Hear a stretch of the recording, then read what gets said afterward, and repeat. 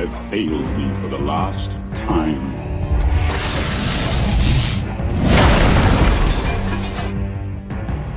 Ladies and gentlemen, welcome to the Too Critical Podcast. We have a very special guest on the show today. This gentleman is an actor, stuntman, boxer, cowboy, father, husband, and also the grandson of one of the biggest legends in Hollywood history. If you've seen him in his most recent role, then you're most likely a fan. And if you haven't actually seen him in his latest role, then you're most likely a super fan. Please welcome to the Too Critical Podcast, Mr. Brendan Wayne. So who talks first? You talk first? I talk first? Cash bar. Last two questions. 3 questions. Did you know that you were always my favorite? Have you had your hearing tested lately? What do you say we cut the chit-chat, a-hole? I bypassed the compressor. What, you put her in charge? I'm you, you're me, I'm horny, who cares? This is creepy, but I like it. Beg your pardon? Kindly shut your noise hole. Good for you, Pedro. That was a Star Wars joke, Tom. Thank you. Tony Stark's a big winner in Vegas, baby. Not today, motherfucker. Go fuck yourself. All right, let me explain that joke to functional people in the crowd. Sorry, I wasn't listening. Hello there. What did you say? Hello there. Say that again. Hello there. Stop saying that! Go ahead! Can't swim.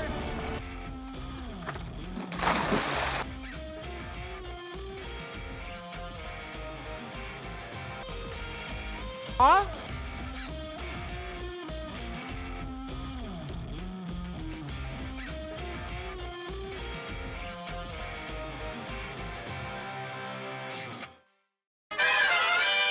So I already did the intro, told everybody who we're going to have on today. So Can you tell me?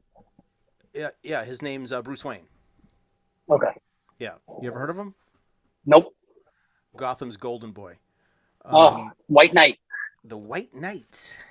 That's what they call Hans. Booby. Hans, Bobby, I'm your white knight. Brendan, thanks so much for coming on. We really appreciate it. So just to give you a little backstory. So I'm from Boston. Rob is from New Hampshire. He grew up in Massachusetts as well. So we're New England guys. Okay. So I've been making movies since I was 10 years old. I own my own production company in Massachusetts. I've been in business for 19 years. Rob is a walking, talking encyclopedia of film quotes and movie lines. And he's just one of those guys. I'm sure you have them in your life too, that they could flip a switch tomorrow and be in the movie business. Like, in fact, we've dragged him into a bunch of stuff that we've done. And he's like a natural when he has this incredible gift to ad lib. He's extremely funny. Yeah. Oh, I will. The contract stipulates 2 more minutes. He's building me up now to tear me down later. Don't worry. So just to give you an idea, so not only do I own a production company, I own the largest military and law enforcement prop rental company in New England. And we mostly do any projects that involve weapons. I have a gigantic arsenal of replica and prop weapons and things like that. And so I've been a weapons handler and an armorer on film sets and stuff. So, which is why, you know, the one of the last things that you liked, that you commented, one of the things that we posted was a picture of you. It was behind the scenes. You were in the Mando gear and you had your helmet off. Yeah. And you were on like that skiff when like all the bounty hunters were, you know, attacking you at once. And you had your pistol in your right hand, you had the rifle in your left hand, and you had your trigger finger on your left hand off. Yeah. And the comment that we left was something about like, even in space, the trigger finger discipline is important. Yes. And you have to know that type of stuff is important to a lot of people that watch those projects. You have to know that. It was important to me growing up. It's still important to me. I watch people do it incorrectly, correctly, without any conviction. You know, there's something about understanding, you know, if you're going to portray something. And now I know I'm in space and it's got its own kind of laws or whatnot, but, you know, we adopted a style, and in that style, it's universal. And there are certain things you have to, as a storyteller, whether you're a producer down to the, the PA, you have to support the telling of the genuine story, whatever it is, whether it's, Mando trying to figure out what it's all about, what is the creed, which is, kind of, isn't that everybody's struggle in life? What is my creed and why am I doing it? And am I just checking boxes? What matters? And it matters to me. That kind of discipline is important because it speaks to his character. And his character, weapons are his religion. Yes. Right. So, it's kind of tough. And I'm sure you've seen that. I'm sure you're well aware of all this, and you've seen this evolution in film and TV and things like that. I always go back to this. So I'm a huge Indiana Jones fan. Raiders of the Lost Ark was a movie that changed my life. Oh. And, it kind of set me down this path. And you watch the evolution of the Indiana Jones films as far as from a firearms perspective, right? And in Raiders, he murders people in the middle of the day, right? Yeah. Headshots, he's blowing people up and things like that. Temple of Doom, he's killing people. Last Crusade, he's blowing guys away. He doesn't even blink, right? And then we get Kingdom of the Crystal Skull, and he brandishes his pistol. That's it, right?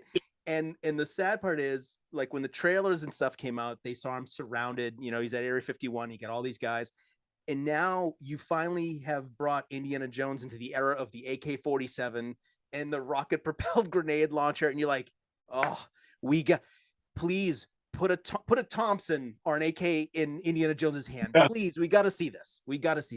And instead, they opt out of it. They shy away from it. And, so you have a character like the Mandalorian who weapons are part of his religion. So you got to use the weapons, right? I would go further back, because you got to use the weapons. You got to use the weapons in your hands.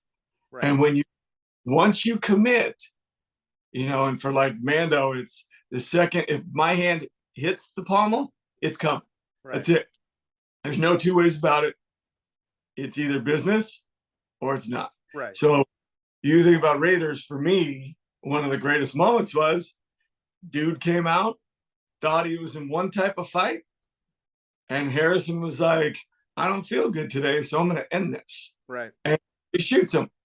And at that point, for me, I went, finally, in a movie, somebody actually captured what you need to do in a true fight. Fist fights, I hope to God you just fist fight and that's it, or whatever. But right. if it's a fight and it's for your life, guy pulls out a whip, you got a gun, you're not going to go over, see if you can get inside and get a couple shots. Right. Nah, put you down, I'm going to put you down quick. So, and it's interesting that you say that, because all the online descriptions of the trailer from D23 have leaked. Well, people have put them online, the people that were there, and they give the description of the Indiana Jones 5 trailer.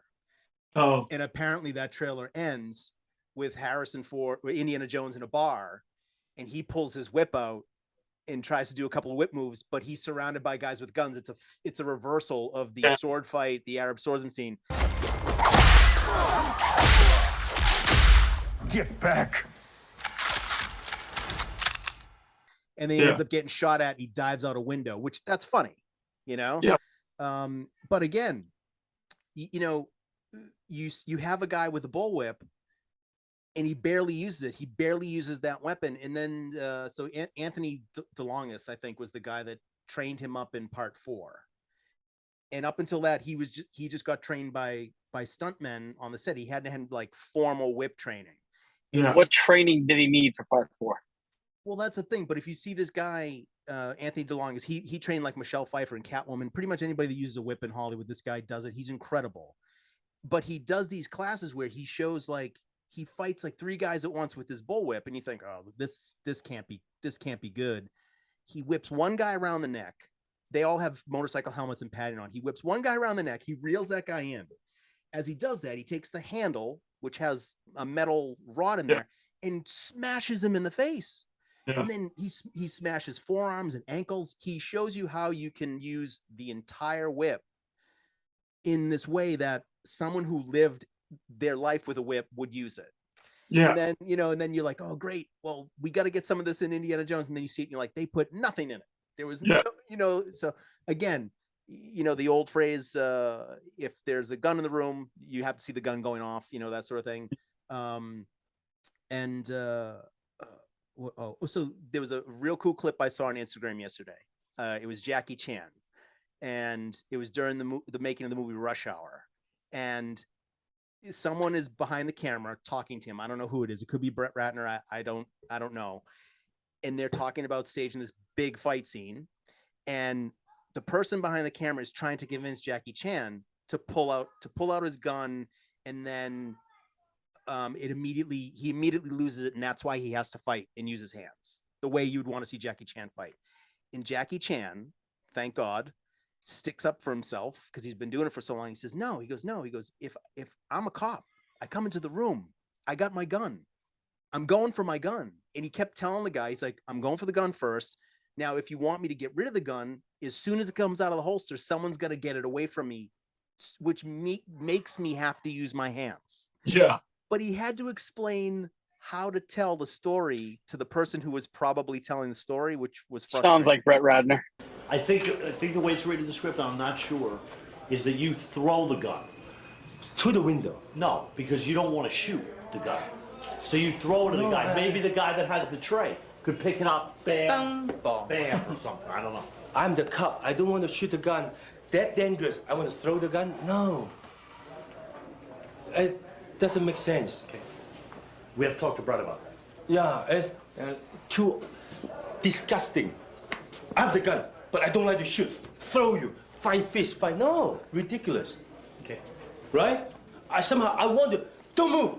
Pound. The gun drops. Then Chris tried to pick up. I step. Somebody kick me. He tried to pick up. We have to a point to fight. Or somebody could even just kick it out the window. Yeah. Kick it out the window. Yeah. Well, Rest in peace. This is not uncommon. Yeah.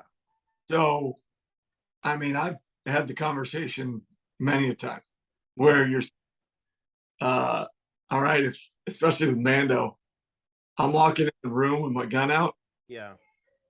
You better convince me why I'm putting it away. Like, makes no sense. And then the alternative would be, don't have my gun out. Right. I don't need it in that way. Right. Let's figure out what and it's no, we need, and they have an aesthetic visually that has less to do with the story or the character's story than it does with what they've visually decided. So somehow you may have to find a way to justify this thing. I guess some people, I wouldn't say I've ever done it, but some people might just do that scene really poorly. Right. So they had to reshoot it properly. Right. I've never wasted anybody's time like that. Okay. So Good for you, Pedro. so You don't look like a Pedro. Once you took the mask off, I was a little surprised. That's why I don't take the mask off. If I was and I'd keep that helmet over here. Right there. There it goes. It must be good though. You must have some sort of plausible deniability. Someone's like, "Oh, I wasn't happy with that. Oh, that wasn't me. Prove it wasn't me. It was the other guy. It was the other guy."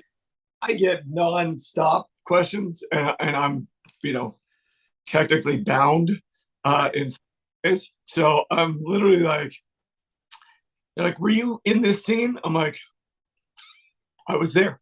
Yeah. That's the best way I can answer these things. You know what I mean? Right. And to a lot of people, it's super, super, super important. I learned early on that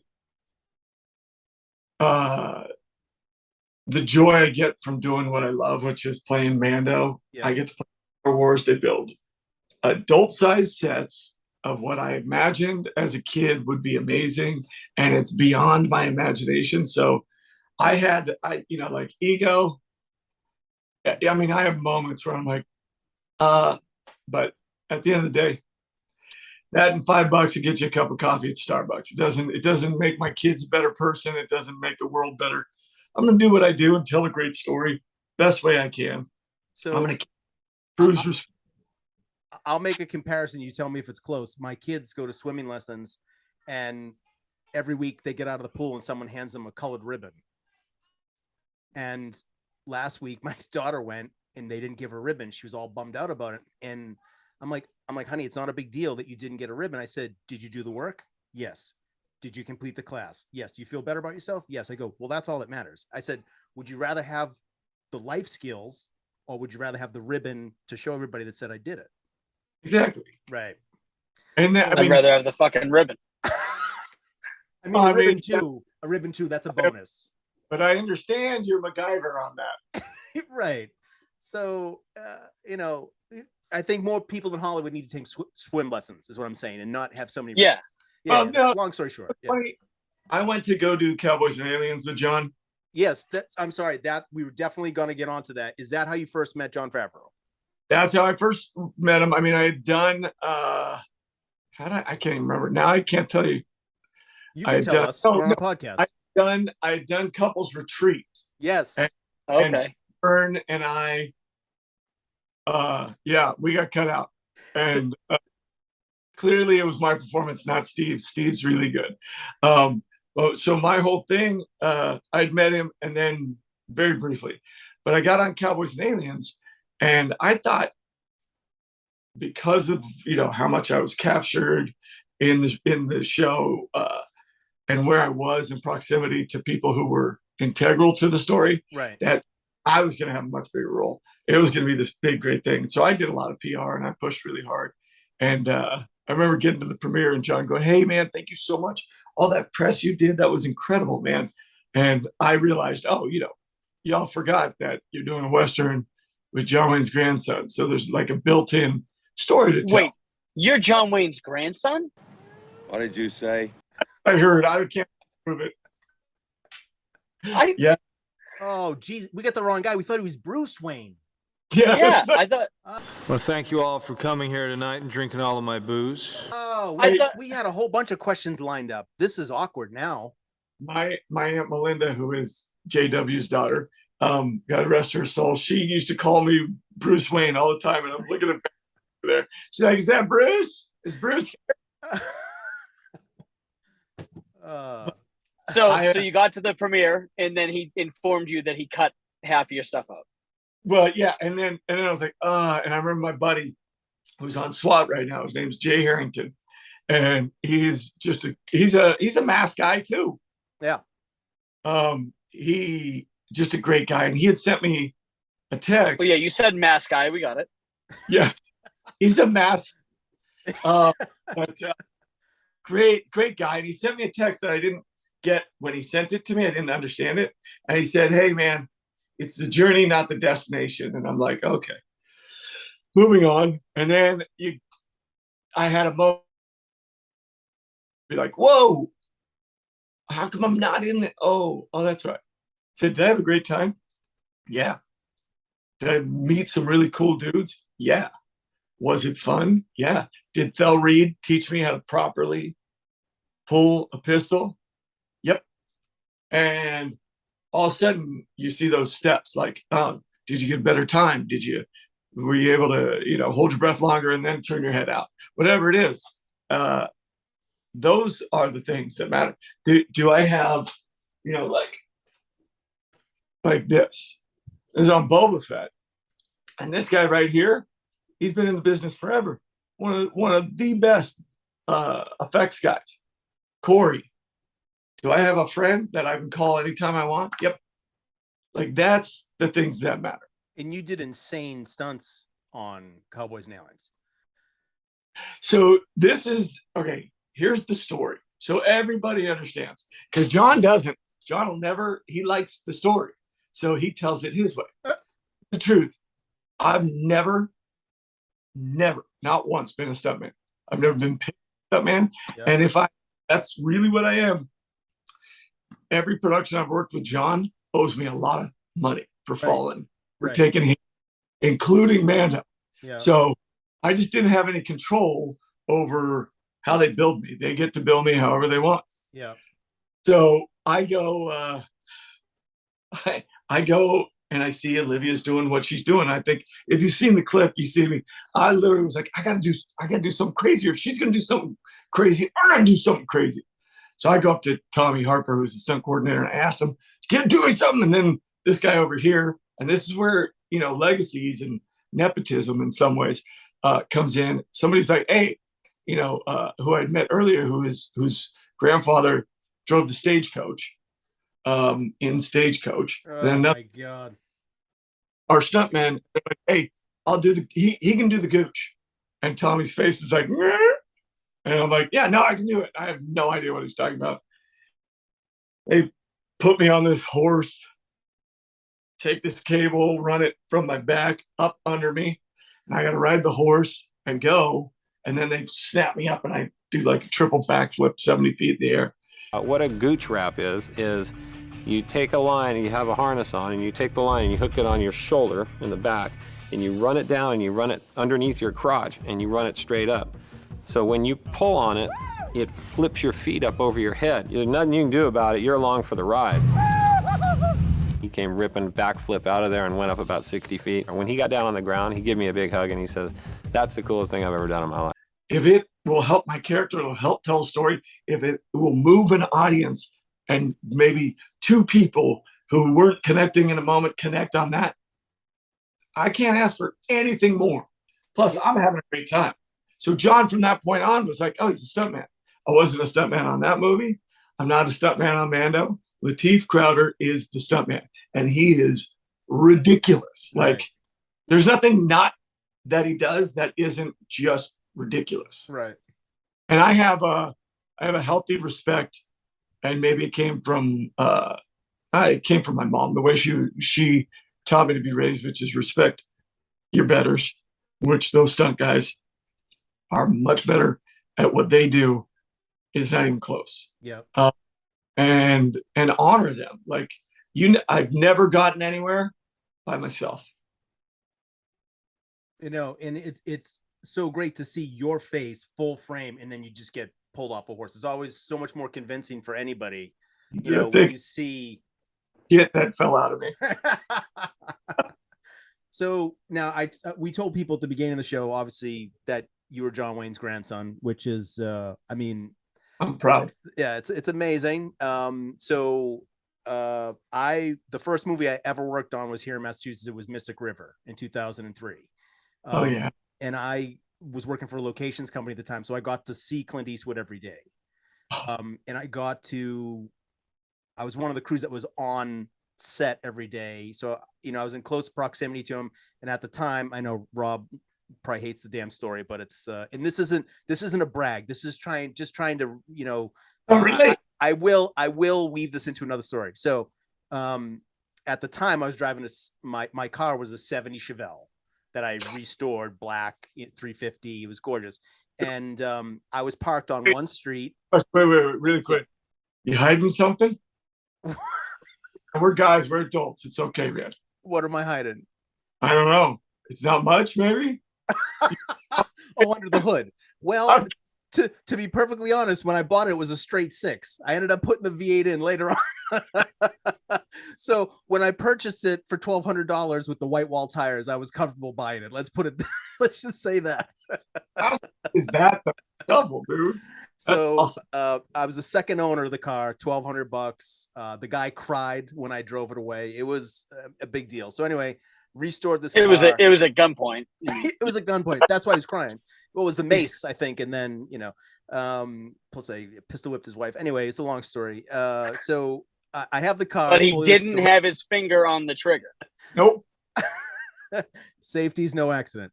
All right, get to it. I got the car parked. I got the car parked on the street where they're shooting Mystic River. I'm the only vehicle parked there because I'm there with the locations company. So it's almost lunch. They send the van over with like the first AD, the cameraman, Clint Eastwood comes over, and a couple of stunt guys because they were doing some light stunt stuff that day. So like 8 guys pile out of a van, and they're right in front of my car. So I'm just sitting there, and everybody tells you don't talk to them, don't interact with them, all that stuff. So I'm sitting there, got the window down. Just they get out, they start looking at the cement. There was initials from the characters written in cement there. So one guy turns and looks at the car, and he's looking at it, he's checking it out, and then he does the walk around it, and then he comes and he leans into my window. He goes, he goes, I had a 70. I'm like, yeah. And so we start talking about our cars. Now I look at his jacket. It says stunt coordinator Waterworld, right? So I'm thinking, how many times has this guy crashed a car like this? What crazy shit has he done, right? So now he's talking to me. So the other guys now see, well, what are they talking to him? So now they start looking at the car, and here comes Clint Eastwood, and he's eating a little triangle shaped sandwich, and he leans his head into the window, and he goes, "This is a fine looking automobile." And I said, "Thank you very much, thank you very much, Mr. Eastwood." So, and then Tom gave him the idea for Gran Torino. That's right. Get off my lawn. That's right. I said, get off my car. And then he rewrote it later as get off my lawn. You're welcome. Tom also told him every Japanese slur that he ever learned. We were in East Boston. It wasn't hard. Growing up watching the spaghetti Westerns. And, you know, now I'm hungry. A huge fan. Ciao. Of, you know, the Sergio Leone films, the Man Without a Name films and things like that. Seeing what you guys do on the Mandalorian is so comforting. Like from episode 1, it's so comforting. I have an older brother who I grew up, you know, making movies with and things like that. He became a pilot and he's on the straight and narrow. He's not like me at all. And, but he still has that love in his heart for Star Wars. He just doesn't make the time for things. So I have to force him sometimes. I'm like, you got to watch this. He's like, what is it? I'm like, force him? You were right about me. Yeah, force him. Exactly. That was a Star Wars joke, Tom. Thank you. Hello there. I barely missed it. So I'm like, you got to watch The Mandalorian. It's like watching The Good, the Bad, and the Ugly. You know, you're going to love it. You got to get into it. It's shot to see. The music is close and things like that. But meeting someone like Clint Eastwood, you can feel that energy. You can feel that persona. I've read a few books about your grandfather, and I can only imagine what it would have been like to be around somebody that was larger than life like that, especially in the industry. And that's all I have to say about that. Quite often, and hopefully it's that way for all the actors. Two different people. Okay. So my experience was granddaddy, and he was granddaddy, not grandfather or granddad. Like he was granddaddy. He was hilarious. And I mean, like always more like the guy in McClintock than the guy in The Searchers. Okay. And so my experience with him was he's the kind of guy who would saran wrap a toilet seat on his boat so that one of us would go in and he'd just wait for the moment and find joy. Like that's the kind of guy.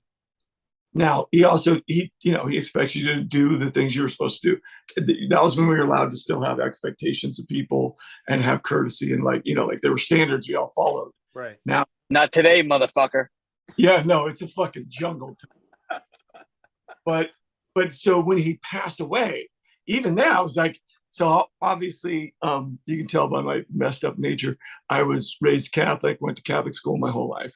And one of the nuns hands me, she goes, "This is your grandfather. I just wanted you to have this." And she had this, like, I don't know, like a 8x10. And it was a picture of him. And he's in like leather, like lederhosen. To me, it looks like he's in a Roman guard's outfit, but it's like leather. And it's got like, his shirt and like their bag. I'll be like holding his junk. Yeah. And I really like the future Waynes are in the I was like, Mom! Yeah. It's where Justin Timberlake got the idea for Dick in the Box. I get it. Yeah. No, I literally it was actually, I think it was Spinal Tap. That's where they got that piece. Yeah. No, but like, so I'm looking at this thing and I'm like, my grandfather's shirtless. He's pretty much pantsless. Right. In like going, what the fuck is Sister Lillian Joseph doing? She was making a move. Not so subtle, but she was making a move. So I came home, I showed it to my mom. I'm like, what is this? She's like, well, your grandfather's like a movie star. I'm like 9 years old, mind you. Right. And no clue. So the two different people, that was when it started to dawn on me. And then all of a sudden they're like, so the president, you guys are gonna go hang out and you're getting this, coin that the Congress minted. And then you're like, okay, wait, the whole school wrote him a get well card. But when my buddy Tony, his grandpa was sick, like 5 of us wrote him a card. I'm trying to figure out what's going on. Why my grandpa? And then he was Polish. Tony's grandfather was Polish. Yeah. Like that was figure that out. But he wasn't that guy. Now, could he get there in a given moment? Absolutely. But he wasn't that way around his family, and he never big timed anybody. I've never heard a story like that. Like where, you hear some of these stars, they just don't have time for anybody and they're rude about it. Right. I get not, needing your privacy, but there's a way to always be kind, and it doesn't matter who you are. Yeah. I get paid because people care to watch whatever I'm doing.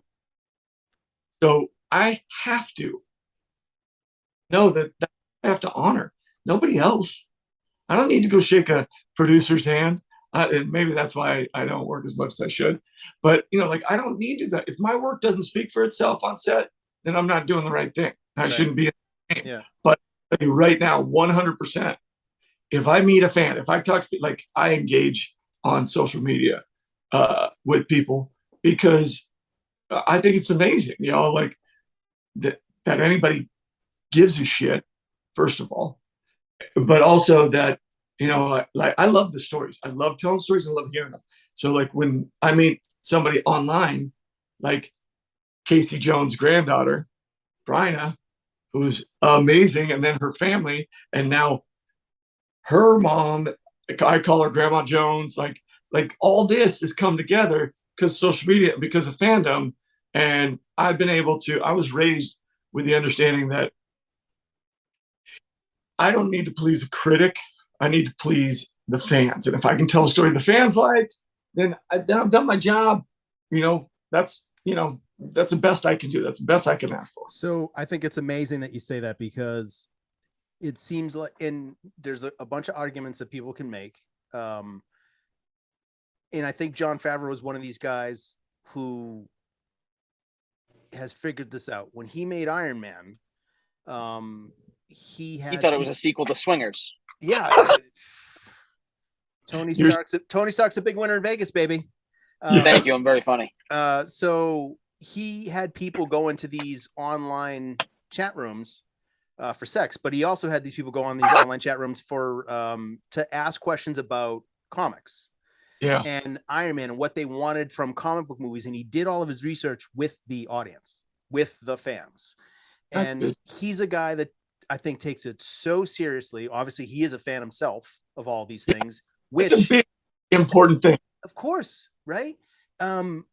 So you have a person that's a fan who works with fans, and I mean, God bless him. He brings in Dave Filoni, who was amazing doing cartoons for Star Wars, and I feel there's a giant... Don't call this cartoons. Oh my God, he'll kill me. Animation. Animated. Yeah, sorry.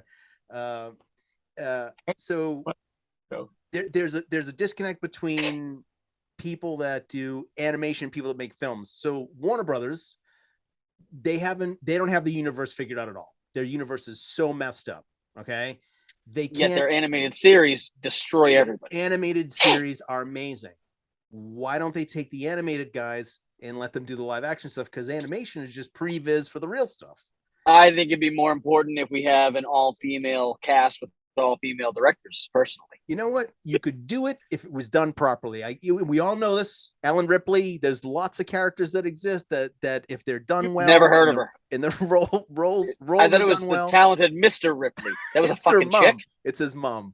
But when you're pandering, yeah, then you're not searching for a story. John with Mando was searching to tell a story, and he was trying to tell a Western. Right. And the only place he could do it, same as Lucas when he started. Right. No doing Westerns really anymore. Yep. So he had to find his way. And if you look, A New Hope, you're looking at a Western. Yes. Just else. And that is the truest, like, artist. You know, I got to find a way to express it. Right. Now, there is a place for inclusivity, diversity. Let them tell kitchen. stories.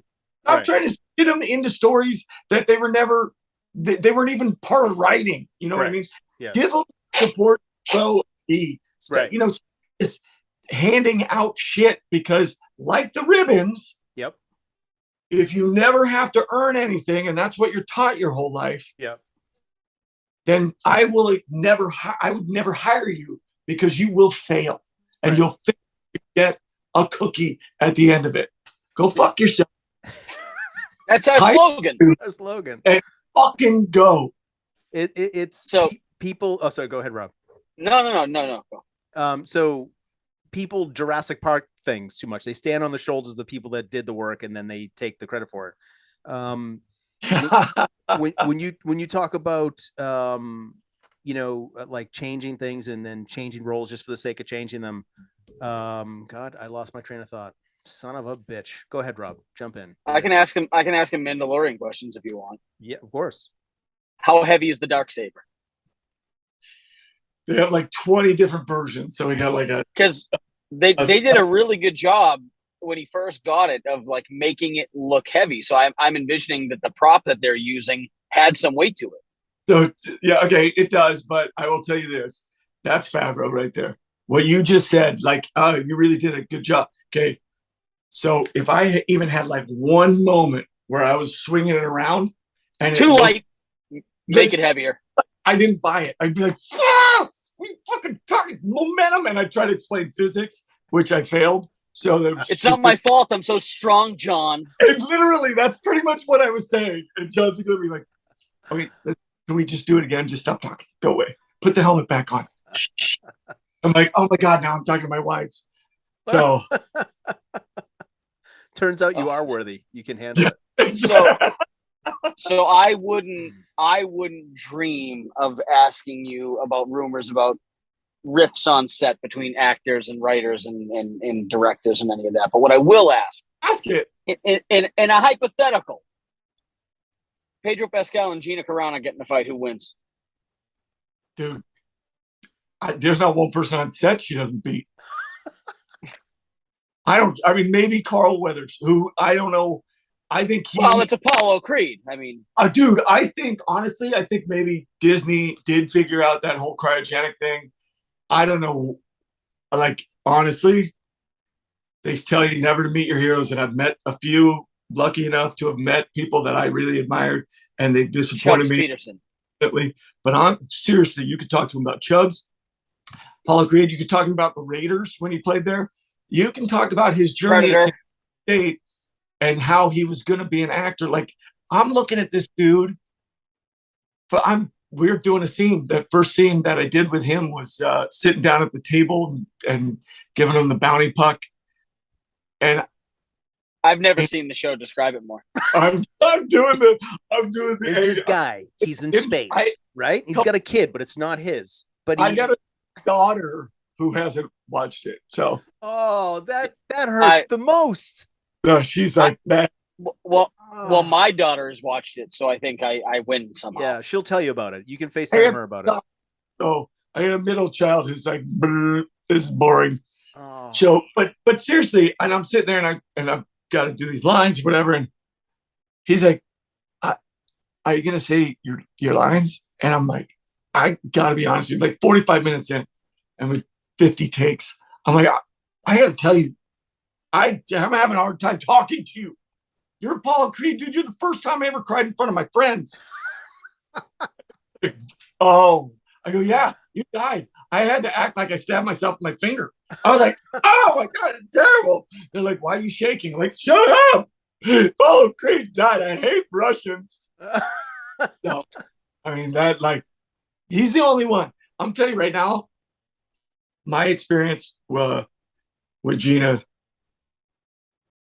I don't know how to say this other than to say she's amazing, and she's, if you disagree with whatever's going on and her approach in life. I mean, I feel like now we do the worst things, which is isolate people, as opposed to have the conversation we need to have to grow and find common ground. You know, that's or agree to disagree. I mean, whatever happened to just like, we don't have to fight everything. I mean, Tom and I don't agree on everything. And usually when it gets to a stalemate, it eventually turns into, well, you're an asshole, but whatever, let's move on. Yeah, I like the top bunk. You know, Rob likes the piss in the sink. It's a different. He different wanted strokes to for get different folks. he wanted to get John Wayne's grandson on. I wanted Thomas Wayne's son. Here we are. You know, you win some, you lose some. I have 5 brothers. I lost a lot. They were all bigger and older than me. So, Well, Tom said we're going to get the Mandalorian. I said, fucking Pedro Pascal. He said, not him. I said, the stunt guy. He said, not him either. I said, all right, let's do this. but we bring with his swishy hips. Yep, that's me. I like that they call it tiger though now.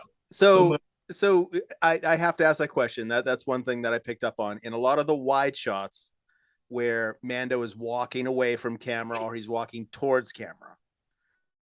Now, I would like to think maybe it's just because I'm comparing it maybe to the spaghetti westerns, but now, is it you and is it intentional? Is that your grandfather's walk? So here's how I'll answer that. If it's me, okay, it's not intentional, and okay. It's genetic. I'm 50 years old. This is how I found out that it. Are you really 50? Yeah. And Jesus Christ! I hope I look like you when I'm 50. Wow. I hope I look like me. Wait, I did. No. So yeah, humble brag there. Wow. I fought. No, I'm not humble. No, I'm kidding. I fought being not funny him either. so hard because he's 6'4", 250 pounds. Like I was never be him. I'm 6 foot, 165 pounds. Right. And if I'm holding my kid, I get to be like 175. You know, so I was like, I can't be him. So clearly, and then I'm trying to do this, and John sees something, and he's like, "Can you do me a favor? I want you to just slow everything you're doing down. First of all, you're in a suit with a helmet on, and you're gonna just start being. You look like a bobblehead." Right. All right, fair enough. And so that happened. And then what you see is the result. Okay. All it is the same thing. I'm looking at a cardboard cutout of my grandfather right now. But all it is what he always said. Talk low, talk slow, and don't say too much. And that's the way he approached his physical actions. And then when he had an action, it was immediate and he was deliberate. And he was going to kick you if you were on the ground. Like people talk about like the anti-hero was invented in, the spaghetti westerns. I'm telling you right now, he shot people, he punched them, he drank, he was a lout, he was mean to kids. But sounds like a masshole. Yeah, exactly. Right. Seriously. More kids need to go to the John Wayne Swim Academy, in my opinion. Yeah, they throw them in the fucking deep end. If they make it out, they pass. Fix your stutter and you come out swimming. Oh, man. You son of a bitch. Say that. The John Wayne Memorial Speech and Swim Academy. What a win that would be. So most importantly, I mean, can you send us like an early copy of season 3? Because I'm kind of tired of waiting. Yeah, just slide it over. I can send you all the scripts. Oh, God. I'll take it. I mean, the trailer looks phenomenal. It did, yeah. Rick Famuyiwa, he executive produced this season. And he really, he did the Prisoner episode with Burr. What's up? Who's that? Hey, that's this is my son Paul. That's Paul Michael. Hi, Paul. Say hi to Brendan. Hi, Paul. So Brendan. Not me. That was Rob. Brendan is the Brendan is the Mandalorian. Hi, Brendan is the Mandalorian. Hey, buddy. Hey, Rob. What's the weather day? You can't. It's sunny. He's more interested in Rob. What?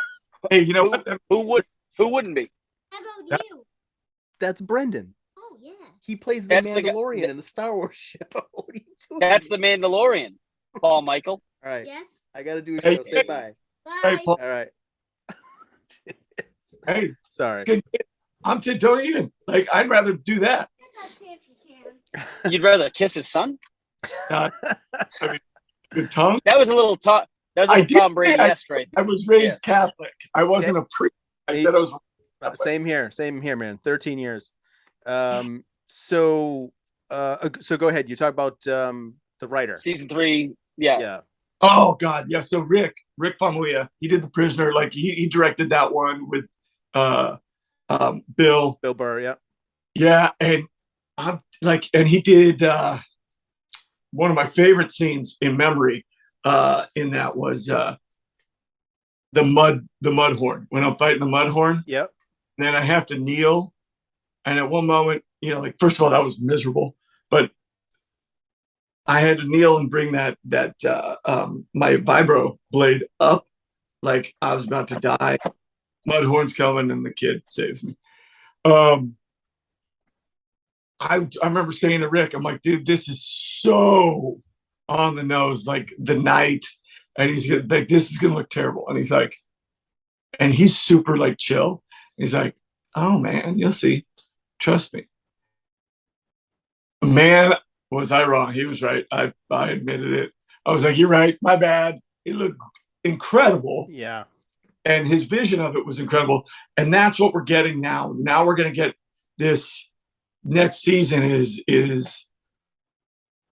it's Mandalorian centric, whereas how many episodes is Luke Skywalker in? 14. Yeah. He's really first. Yeah. It's an 8-episode season, but it's be 14. I can't believe he kills Rosario Dawson's character. That's crazy. He stabs Ahsoka, which I thought was weird because they didn't want to use, oh my God, lightsabers.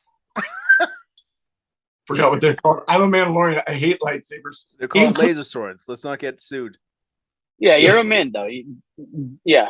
Well, are you a Mandalorian anymore? I mean, you're the Mandalorian, but I mean, you took your helmet off. He put in his paperwork. He's got to go to a hearing. What does it mean? A parole period, and then he gets his Mando status back. To be a Mandalorian. Bo-Katan wants your weapon? I don't know.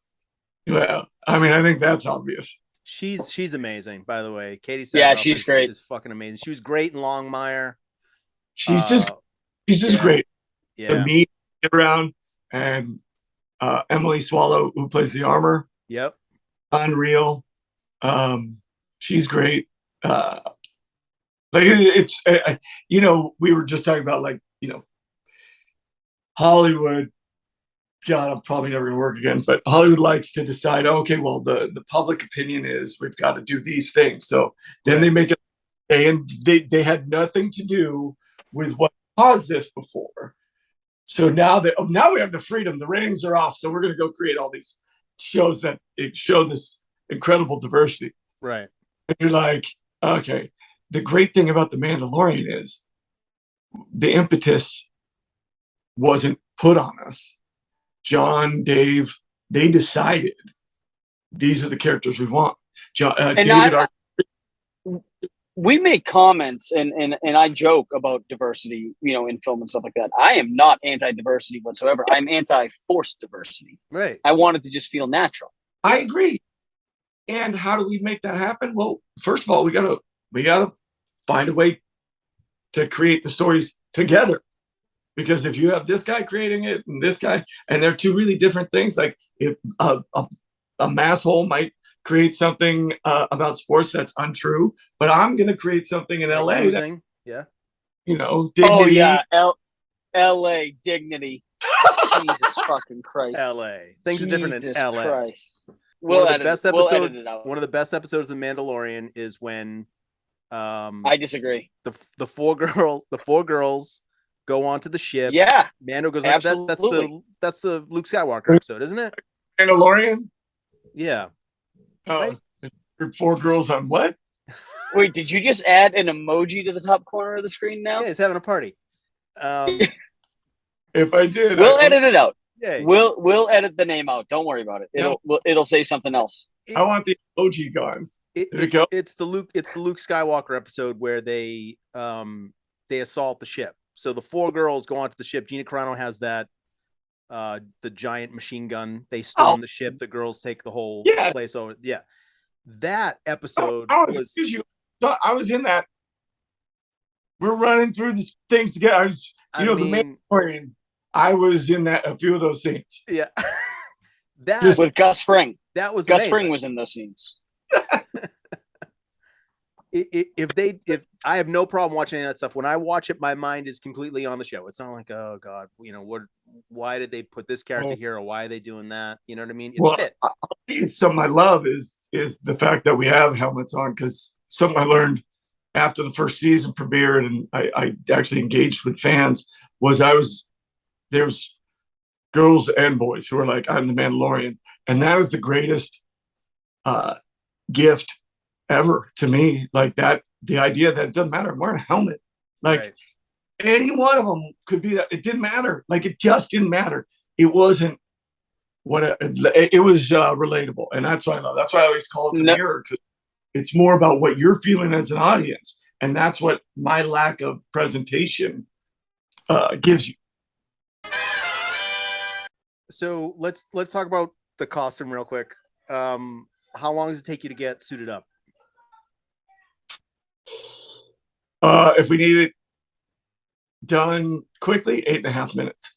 How many variations of the suit do they have? Do they have stuff for stunts that's like foam that can bend? Is the flying outfit different? Well, underneath, like, we'll have a harness, and then the jetpack will go on it, and then we have to move the cape and all that stuff. We have it's just like, I can't because it's right here, but in the Mudhorn, I get shit beat out of me by that thing. Right.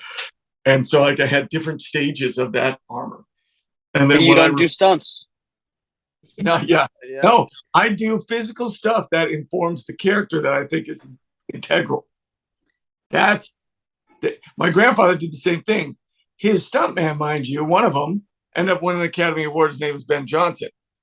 What I've run into all my life is, hey, you're John Wayne's grandson. That means you do your own stunts. I'm like, how does that disconnect work in your head? Like, did you eat paint chips? There's no correlation. Yakima Canutt, the greatest stuntman, was his stuntman. Yeah. Blows my mind. But, Ford said it best. When the legend becomes fact, print the legend. Yeah. And so I could fight it, and I do somewhat, because I think it's bad for stuntmen if I'm called a stuntman, because they have a craft that I can't touch. Yeah, and you're being respectful of it. You're not trying to be disrespectful and say like, "Oh yeah, I'm a stuntman too." Like just because you've taken a bump or two, it's not the same as lighting yourself on fire and throwing yourself out a window. No, not even close. However, when you add up all of those instances, how many times you need to get ratcheted? How many times we could probably get a nice little lawsuit on her. I know a girl. How many times do you do physical things that other actors don't have to do until you say, yes, I do this stuff. Yes, I can do this stuff. Because Rob says, what's the difference? Well, what is the difference? You get certified at the New York Stunt Academy, or you go to Florida and you get a certificate? How does it work? They put you in the union tomorrow. Yeah, no, I mean, look, could I go do it? Could I call JJ Dashnaw and say, hey man, I need some work? Right. And he would put me in something that he knew, because he's a pro and has been doing this for long. Like, he would know, here, let me put you in. Here you go. There you go. Yeah. They're the last bastion of that right now, where they Bob Hope and my grandfather used to, they put guys they knew in things so that they could get insurance. Right. I got a side note about my name, which you can leave on there. So Ava. Yeah. My father is Donald LaCava. Okay. He's, rest in peace, ex-Navy pilot, flew in Korea, served, was absolutely a badass dude. Played football at USF with the Magnificent 11, which 11 guys went pro. Absolute stud of a dude. His uncle, my great uncle, Gregory LaCava, did Primrose Path, my man Godfrey, was nominated for Academy Award as a director. Nobody talks about it. I went to Wayne because, although that's pretty good lineage, Granddaddy's he's a whole different, level of icon. So right, those other guys are Magic Johnson. Granddaddy's Larry Bird. I get it. I totally get it. I get it. I'm picking up what you're putting down. Yes, I will not say yes. So John Wayne is the Tom Brady of actors, is what you're trying to say. That's what you're trying to tell us. Go ahead. Finish your story. Actually, I'll give. What football team do we have? Wait a minute. Hold up. Speaking of vomiting. Football team. It was Jim Everett quarterbacking. Just so we understand, I don't acknowledge anything since then because you know what? Where'd he go? Oh God, that scared me. That you were. But I literally, they left me. Georgia Frontiere took my team away from me. This thing that came back, I don't care. I don't care. I give two. I respect Tom Brady, and I actually respect Bill Belichick. He's my Vince Lombardi. So Bill Belichick is the John Wayne of coaches, essentially, is what you're trying to say. Yes. All right. So I know we probably have a million things we want to ask him, and I don't have a ton more time. I think we're going to have to get him back on because we've made this all about his granddad, which, I mean, no one's even seen anything he's done. And then the Mandalorian. But on an actual John Wayne note, I have to ask this, and I feel like I know the answer already, just given where we are as a society, where no one can write anything original anymore. Huh. How many times has somebody said to you, "I have an idea to make a remake of something that your grandfather did"? Nobody has that kind of guts. Good. Good. I'm surprised that that's the answer. I think with that one, first of all, because they're scared to have to remake something that might be classic. They're scared because, he doesn't PC this right now. Like, it's hard to age somebody, and then have that conversation. I think that's why it's easy for them to kind of put me in the closet. Yeah. Because what if somebody asks him about what his grandfather said in 1970, like the Bill Burr bit, right? Dude, absolutely. It doesn't make it okay. It just makes it what it is. And what can I do about it? Right. Honestly, I can live a much better way. I teach my daughters how to be humans, how to be inclusive, how to be kind. I don't even get it makes no sense to me. So, all right. One question. Has there ever been talk about a biopic? Oh God, that is once a year. Who's come the closest? What names have come the closest? Because there have to be huge directors that are obsessed with him. There have to be. Jordan Peele. Yep. Spike Lee. Got it. Yep. I don't know. John Wayne, a Spike Lee joint. I mean, guaranteed that's greenlit. Bill Burr. Bill Burr is starring Samuel L. Jackson. Yes. Actually, that wouldn't be bad. But no, I couldn't tell you honestly, and it's not because I'm being coy. Yeah. I know Costner loves Fort Apache, and he would love to do that. I don't know if that's still true. It was for a good long time. Okay. I don't know if it will, but I don't know. You're challenging. So they were going to redo the Cowboys, which I think would have been a terrible idea. I think they might. Tommy Lee Jones was going to do it, which is a good cast because he is a curmudgeon. Yep. Giant fucking ears.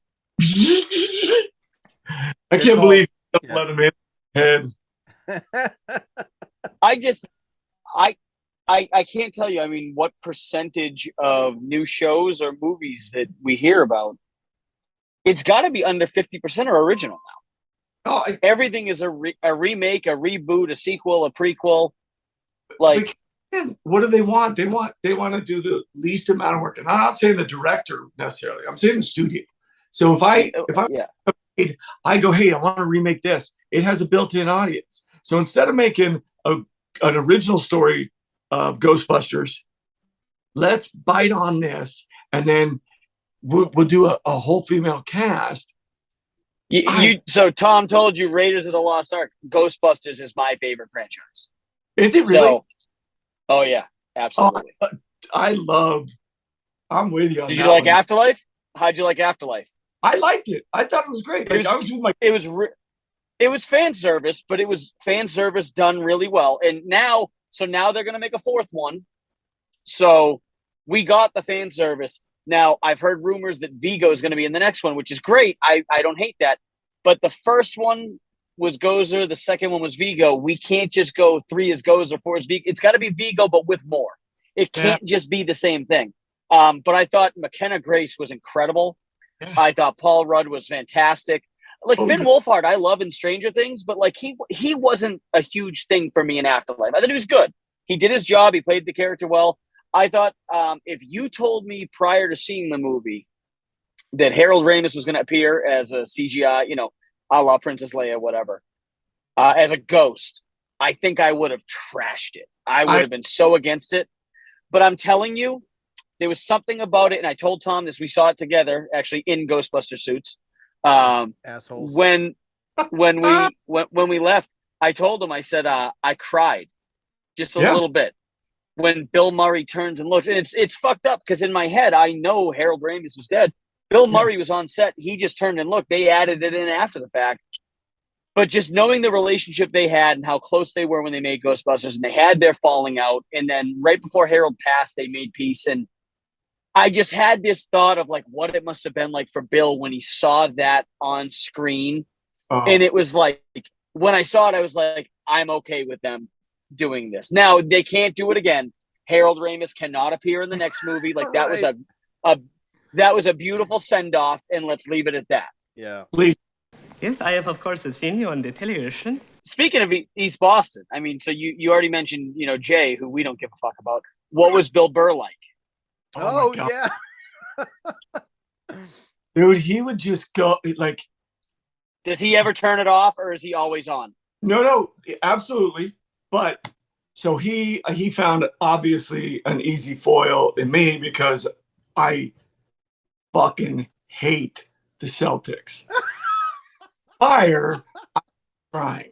Okay, like I wish the parquet ate Larry Bird's whole fucking arm. I hate him. I hate Kevin McHale for what he did to Kurt Ramis. I hate the.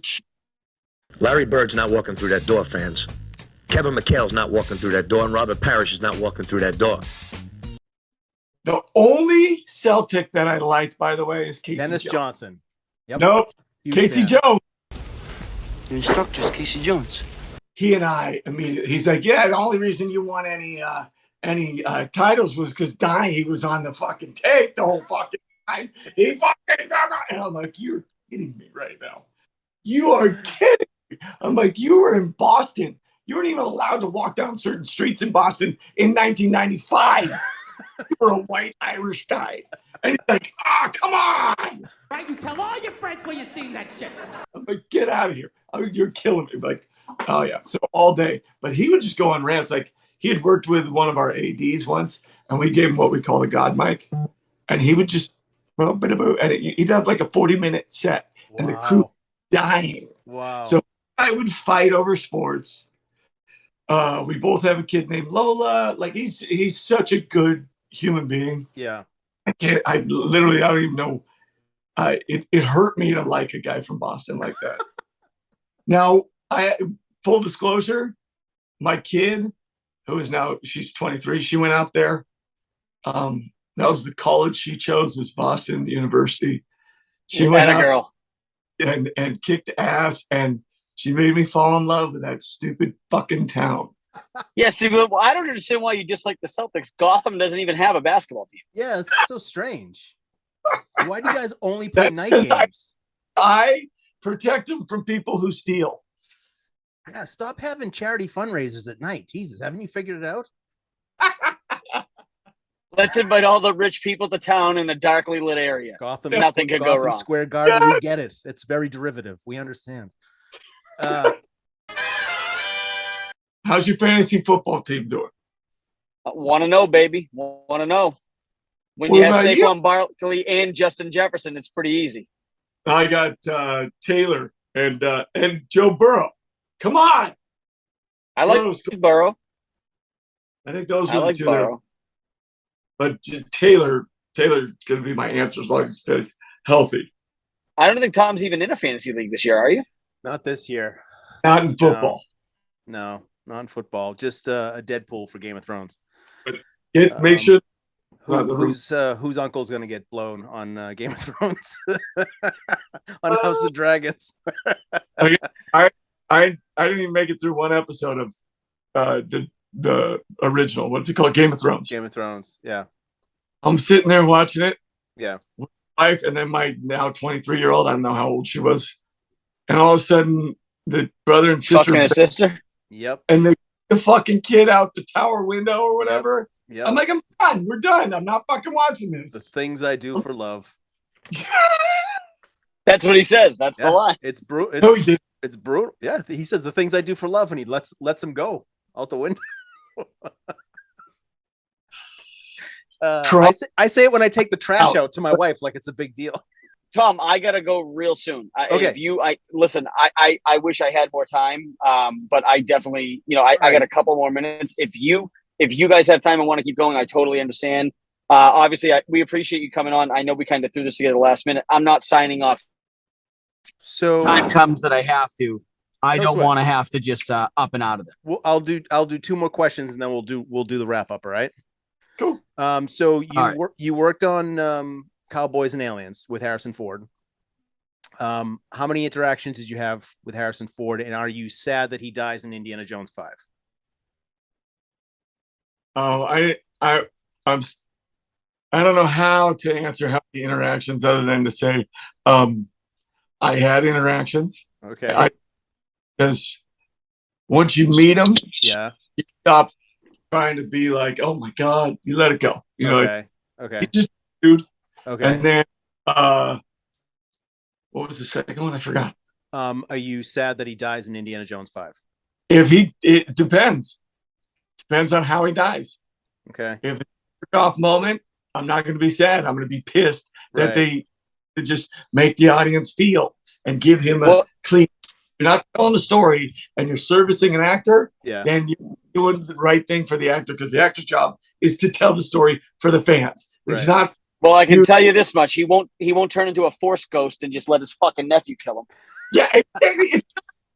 I don't know. It's not like we're gonna sign Larry Bird back to the Celtics for one day so that he Celtic. You know what I mean? Yeah. Like Larry Bird's not walking through that door, fans. Kevin McHale's not walking through that door, and Robert Parrish is not walking through that door. That we're telling stories. Although now I want to see a series of commercials for the Celtics with Larry Bird as a Force ghost. I could get my head around those. Those would be huge, right? Guys, he's so transparent. You can walk through him. The fucker. The only thing you might stop is freckle. The hick from French Lick, baby. Seriously, Brendan, we really appreciate you coming on. I said it in the intro. If people are familiar, if people have seen his latest role in The Mandalorian, then they're a fan. If people have not seen him in his latest role as The Mandalorian, then they're probably a super fan. So we like to watch a show. We like to speculate when we see it. For me personally, every time that pistol comes out, I'm like, that's got to be him. Every time I see somebody get taken down with a rifle, or you do a quick draw, I'm like, it's got to be him. Your attention to detail with firearms clearly comes through on screen. I want you to know that pays off. There are a lot of people that are watching. So many of the Star Wars projects now, they're not even trying with the weapons. They're literally an M16 from Vietnam with the magazine still in it. They're not even making them look futuristic at all. And then meanwhile, they're winning awards for it too. It's funny to me, working in props, especially, how all the other departments is supposed to put so much attention and focus and money into their department, but yet some things always fall through the cracks, and they never seem to think it's that important when it comes to firearms. Do you think that that's just a part of the culture where not enough people working in film know anything about firearms, and that's the reason why? Yes. Right. I mean, it's simple. You go talk to a guy who does military. You know, like advising. Yeah. They have to really just kind of understand. Okay, really, they don't want what I have. They just want some ideas from what I have, and I'll clean it in. Watch the first season of Mandalorian. Okay. I never went into a room without making sure everything was checked. I checked my six. I looked every side, and I do it every time, whether they edit it out now in season 2, Right. 3, so they can pull off that stuff they're going to do. Doesn't matter. Props are one of the most important things an actor has as a tool. Right. And the lack of stuff, first of all, even just prep time that they give props is ridiculous. And Josh on The Mandalorian is next level great. What's his name? It's not Tingle, is it? Josh Roth. Oh, okay. All right. Just a great guy who loves Star Wars, so it's even better. Yeah, so it's like this. I love the props. For me, especially because Mando's prop heavy. It's like, how do these things work? And we'll just sit and talk. I'll hear they're going to add something, and I'll just go to him and say, problems you're going to run into. This is what I need for this costume. This is how we got to go. Yeah. And he'll be like, oh, okay, great. Good to know. Good to know. Yeah. Can you manipulate them with the gloves? Like, are they made to handle, like, all that stuff needs to come into play. Now, and I will say this, when people come to me to rent props, especially weapons and stuff, they'll send me the script. I'll go through the script. They'll have an idea for specific weapons if they're related to, sometimes people do documentaries or reenactments. You got to have like the exact weapons that Whitey Bulger used in real life. So you need to create that stuff. You'll get a list of props and you'll put them together, and then you will get them to set. And then your job is to help these people use them in the show. And then of course, someone responsible step in and say, oh, can you do this? Or can you do that? And they don't know what the fuck they're talking about. Because they don't know what the object does. And I just an object. It doesn't matter if it's a gun or a hollow puck. Right. Like they'll be like, Eric, oh wait, no, you don't look down there. You gotta look up here because this body comes up. Yeah. You're like, oh, okay. But yeah, no, this is true. And this is, rather than say, okay, let's keep that stuff out. We don't need those stories. That's a lie. Right. Part of the stories we're telling. You can't throw them away. You need the weight of these things. What you need, Rick. I feel like Rhymes right. The walking terrible.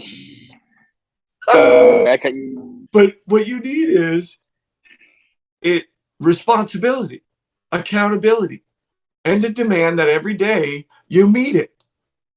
That's it. That's as simple as it is. So I have told this story before online because I harp on it constantly. So, because you see these people that are professionals, they're in unions, they're held to the highest standard because they're at the pinnacle of their industry, right? There's a story about Pirates of the Caribbean, the sash that Captain Jack Sparrow wears. When they made Pirates of the Caribbean 2, they needed more material for that sash. Apparently, the first place that they got it was in Turkey. Was it Turkey? It was Turkey, I think. Anyway, it might have been ham. The woman who did the wardrobe found it in a village in like the mountains in Turkey. She bought it. She brought it home. She turned it into this thing. When it came time for them to greenlight the sequels, she had to send people back to this village in Turkey to get this material. This sash material, believe it or not, and this is nothing how it looks originally, is woven by some peasants in a village in the mountains in Turkey. to get this material for his costume.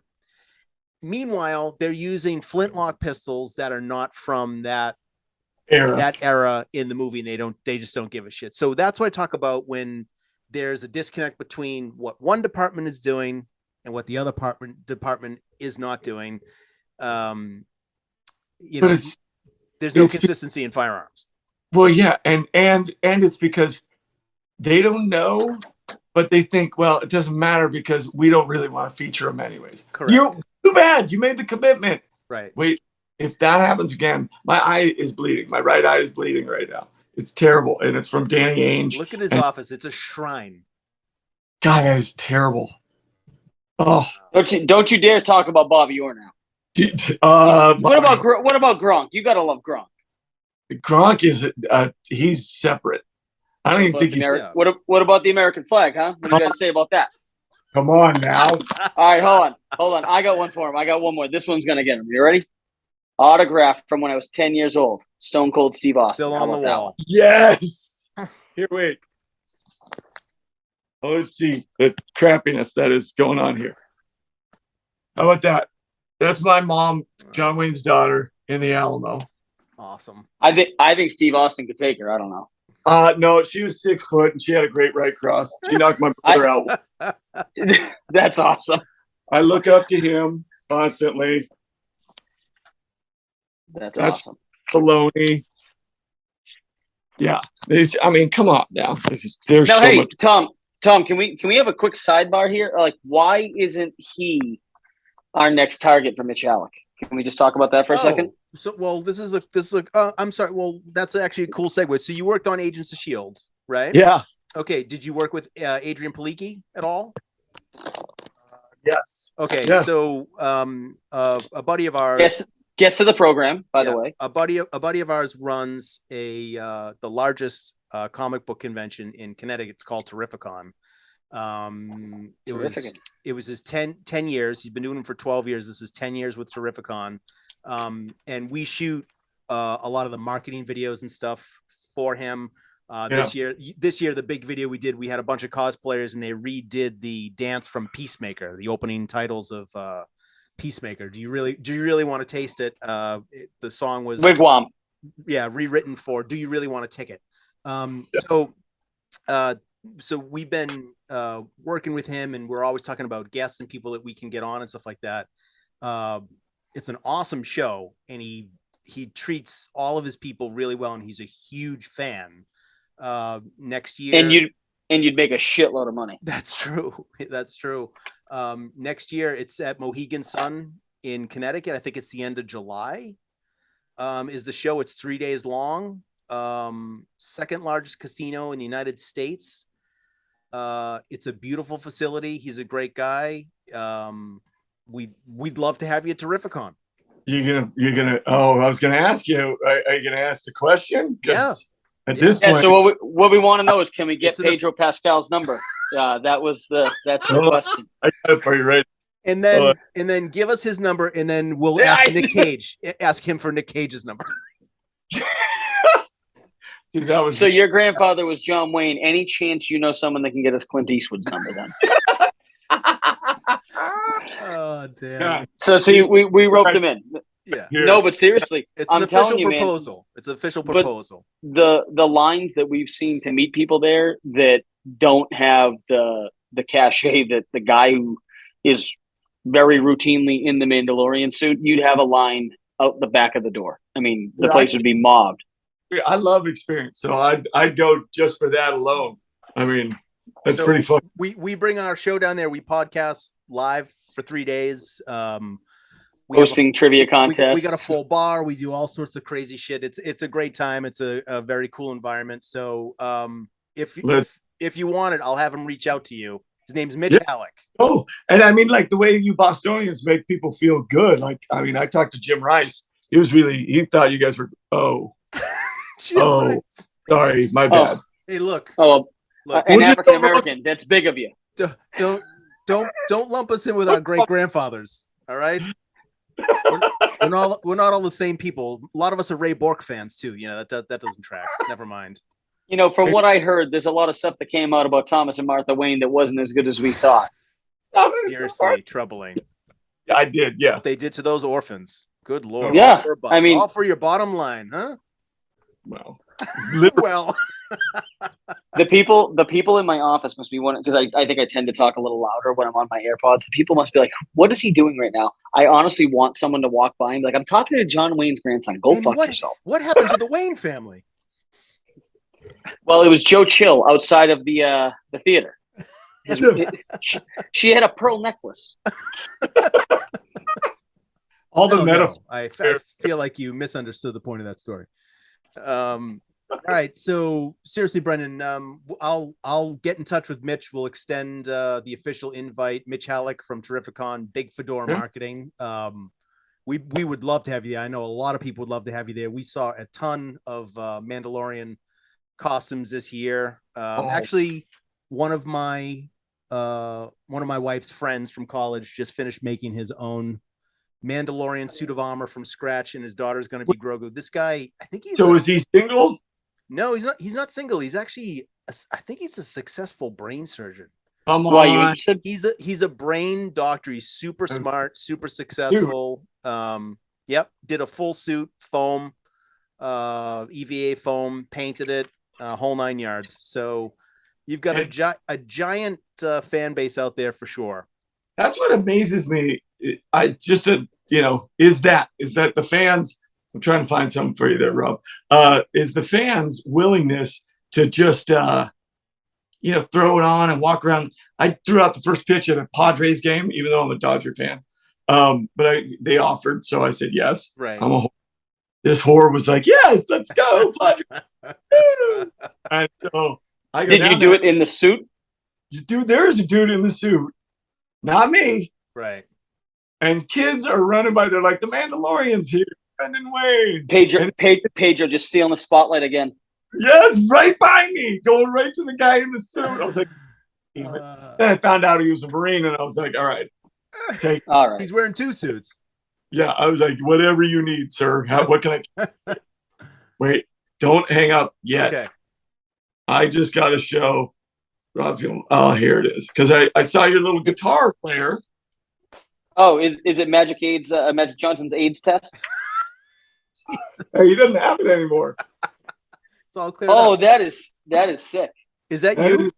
That is me, and that is Robert Rodriguez's guitar. Hilarious. So I do play guitar. So a little side note. So Tom was telling you, what I do. I actually own an office furniture company, and one of the things I do is I liquidate companies that go out of business or move. And this was something that we got at a liquidation that my employees were trying to throw away, and I was like, not a chance in hell. And we brought this back, and actually, I don't know who did it, but someone put a name tag on him, so his name is apparently Samwell. But that was getting thrown out, and I said, no way, bring that back to the office. That's a and actually, item, Clark. what I did is a couple different people here, when they weren't in, I put it behind their desk, so when they came in the next day and flipped the lights on, he was sitting behind there. So it's pretty good.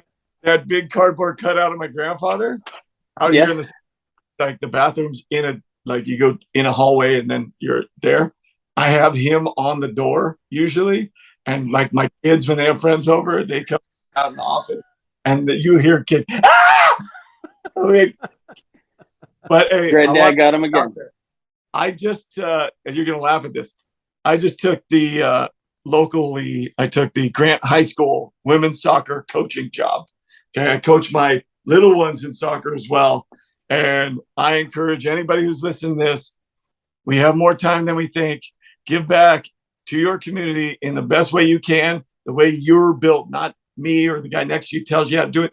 Do it, because that'll be the biggest change you'll see in our country. And we'll bring back those things that we want: pride, understanding, openness, all those things.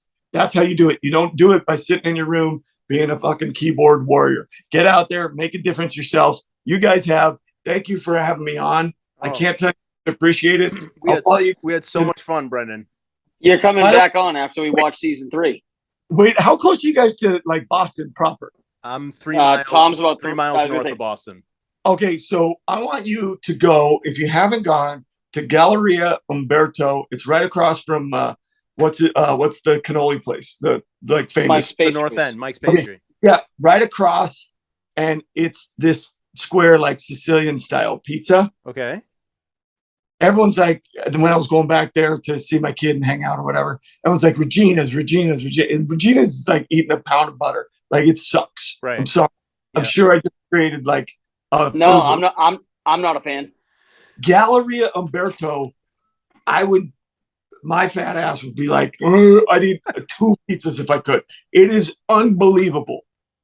Just thought I'd throw that out there. All right. Local all right. For all the locals. And he's already under contract. He has to come back on after we watch season 3 now. All right. Hey, I'll come back on in next week. I don't care. Awesome. All right. Thank you so much, Brendan. Brendan, before you go, can we have you just do promo for the show? Yeah, if you tell me exactly like Great. what I'm. Hey, Boston, go fuck yourselves. Let's see what else we can get him to say. No, I'm just kidding.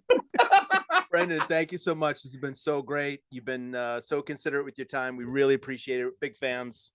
Hey. Good luck with everything you're doing, and keep pushing for better gun safety and more gun knowledge on that set. Spread the word. Non-stop. And listen, honestly, it was really cool. You guys. Thank you, Brendan. Oh, really cool. You. All I right. appreciate. Paint that fucking room. Get it finished. I know. Fuck. Paint the fence. All right, man. Thank you. It would be a good fucking paint in here. I'm a times. Fuck. All right. Hey, boys. Thank you. Thanks so much. Thank you. Yeah, We'll talk soon. All right. Bye-bye. All right. Later, bud.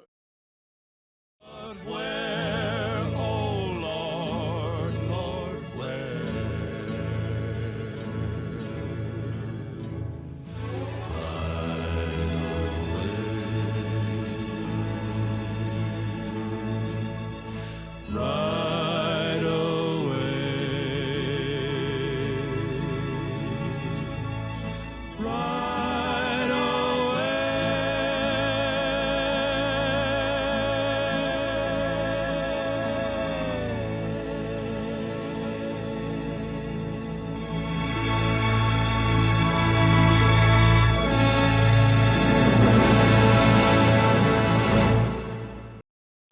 Ladies and gentlemen, that is it for this episode of the Too Critical Podcast. What an amazing episode.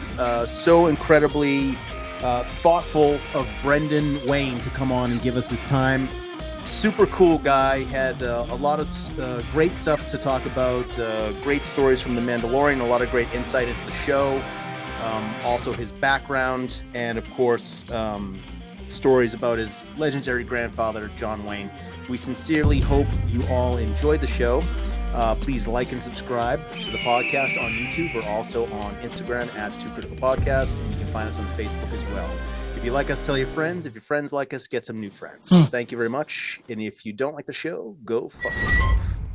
Ra-da-da-da-doo.